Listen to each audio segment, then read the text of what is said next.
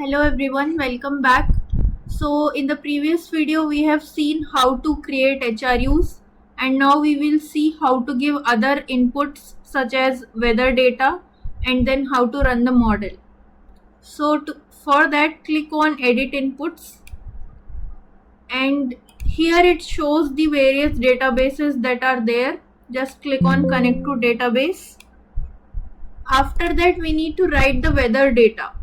So here we have rainfall and temperature data readily available from IMD, but the remaining data for solar radiation, wind speed and relative humidity is taken from weather generator, and weather generator file is already updated in the database of QSWAT reference database. So here we can see we have loaded this wgen user, so it will give the data for other variables. It can give for rainfall and temperature as well, but that we are taking from IMD explicitly. So in case you have the relative humidity, solar and wind data from various different sources, so you can provide that as well. So rainfall data we will give from rain gauges, and here we will take the rainfall data. We need to upload the PCP file which contains information about all the stations. So here, and then temperature data also we will provide the TMP file.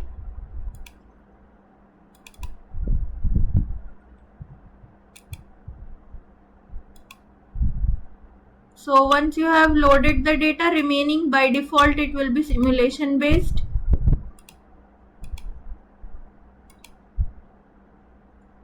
So click on OK. So once it says that processing is complete, we can close it and then we can write the input tables. So you can select all and create tables. This is applicable for US, so click no and just check these boxes and it will start writing the tables. So for soil data, weather generator, .hru and so on.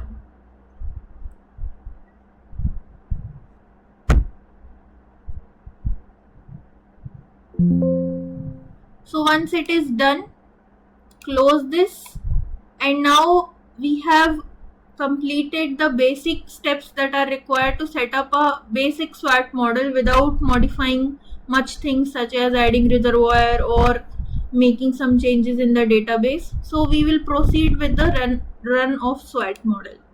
So to run the model, here we have the data of rainfall and temperature from 1980 to 2014. So by default it will read that. Here you can choose daily simulation, monthly or yearly. For example, I have taken monthly. This NY skip is the period of warm up. So to initialize the initial conditions of soil moisture and other variables, we provide some warm up period because we do not know what is the initial condition in our watershed. So warm up period takes care of that. So I will provide 3 years of warm up. Generally you can provide between 2 to 5 depending on how much data you have.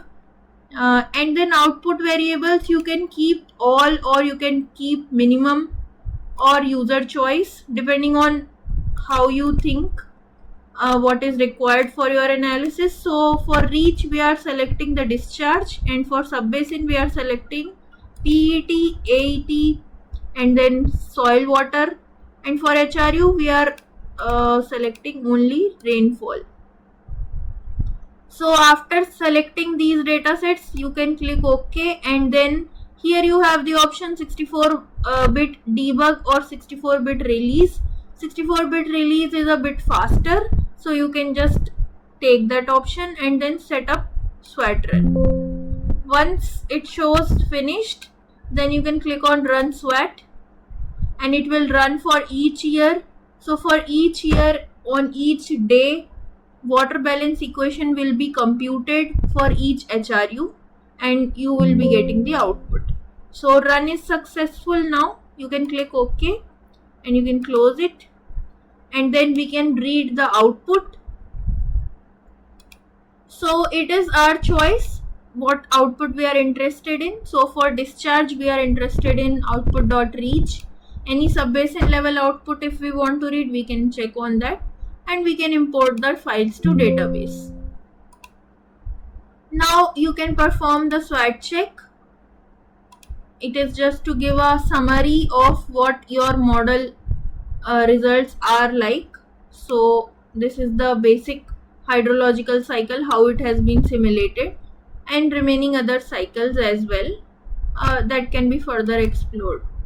And then you can save the simulation as S1. This is your default model simulation, and you can save it. So model is run successfully and it is saved as S1. So in this way you can read the SWOT output, and now the remaining steps can be performed by reading the project database file. So you can just close it.